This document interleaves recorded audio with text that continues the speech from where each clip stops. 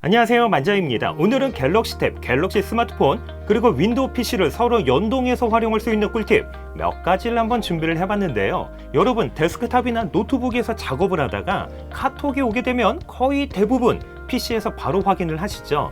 그런데 문자가 왔을 때는 어떻게 하시죠? 아마도 대부분은 스마트폰에서 확인을 합니다.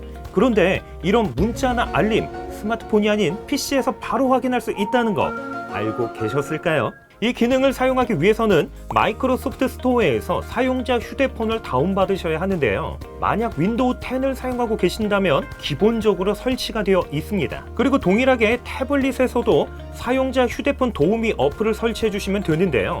참고로 갤럭시 스마트폰에는 윈도우와 연결이라는 메뉴가 있어서 별도로 사용자 휴대폰 도우미 어플을 설치할 필요가 없습니다. 이렇게 설치까지 되셨다면 윈도우와 태블릿, 스마트폰에서 모두 동일한 마이크로소프트 계정으로 로그인만 해주시면 되고요. 스마트폰이나 태블릿에서 QR코드 인식만 해주시면 바로 사용이 가능합니다. 이렇게 하면 윈도우 PC에서 태블릿이나 스마트폰으로 수신되는 각종 알림이나 문자 확인 가능한데요. 만약 문자를 발송하고 싶다면 왼쪽 상단에 있는 새 메시지를 클릭을 해서 받는 사람의 연락처를 입력하신 다음에 하단에 메시지를 입력을 하고 이모티콘 정도 입력을 해서 보내기 클릭을 하면 되는데요. 참고로 사진 전송도 가능합니다. 사진의 경우도 이렇게 쉽게 확인이 가능한데요. 최대 2000장까지 확인이 가능하기 때문에 이 정도면 충분하겠죠. 특별히 원하는 사진의 경우는요, 선택해서 PC로 바로 저장도 가능합니다. 이렇게 다른 이름으로 저장하기를 통해서도 저장이 가능하지만 마우스로 선택을 한 다음에 드래그해서 쉽게 저장도 가능하기 때문에 두세 장 정도의 사진을 PC로 전송할 때는요, 이렇게 PC로 바로 저장하는 방법이 가장 간편합니다. 그리고 노트북이나 데스크탑에서 블루투스를 활용하게 되면요, 통화도 가능하기 때문에요, 윈도우 PC 많이 사용을 하시거나 아니면 회사에서 대놓고 문자 확인이 조금 부담스럽다, 이런 분들에게는 정말 꿀이겠죠. 그러면 이번에는 반대로 내가 사용하는 윈도우 PC 그대로 갤럭시 탭이나 스마트폰에서 무선으로 사용할 수 있는 방법이 있는데요. 기본적으로 이렇게 무선으로 사용할 수 있도록 해주는 프로그램 몇 가지가 있기는 합니다. 데스크탑이나 노트북에서 윈도우 프로 버전을 사용하고 계신다면 마이크로소프트에서 제공하는 리모트 데스크탑을 사용을 하시는 걸 추천을 드리고요. 만약 저와 같이 홈 버전을 사용하고 계신다면 애니데스크 리모트 컨트롤 어플 사용하시는 거 추천을 드립니다. 구글 스토어에서 애니데스크 리모트 컨트롤 어플을 설치하게 되면요, 추가적으로 애니데스크 컨트롤 플러그인을 설치하라고 표시가 되는데요. 동일하게 설치를 해주시면 됩니다. 그리고 이번에는요, 사용하고자 하는 노트북이나 데스크탑에서 애니데스크 리모트 컨트롤 프로그램을 설치를 해주셔야 합니다. 실행 방법도 의외로 간단한데요.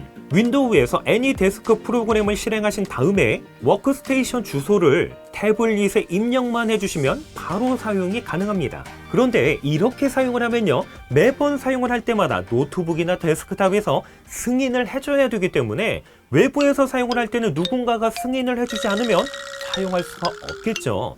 그래서 이번에는요, 별도의 승인 없이 접속만으로 바로 사용할 수 있도록 설정을 변경해 보도록 할게요. 윈도우 애니데스크 오른쪽 상단에 줄 4개 아이콘에서 설정, 그리고 보안에서 상단에 있는 보안 설정 승인을 클릭하신 다음에 무인 액세스 허용을 선택을 하고 비밀번호까지 지정을 해주시면 별도의 승인 없이도 바로 사용이 가능합니다.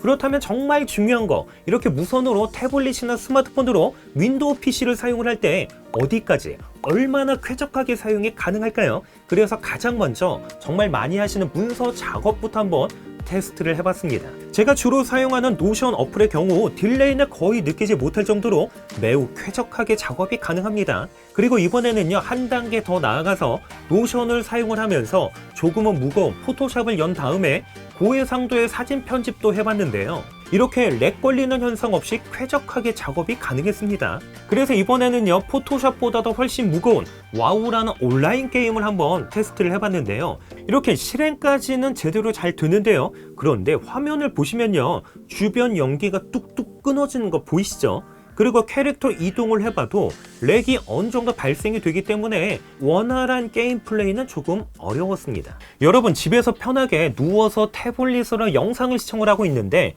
저 멀리 있는 스마트폰에 문자나 전화가 왔다, 이럴 때 어떻게 하시죠?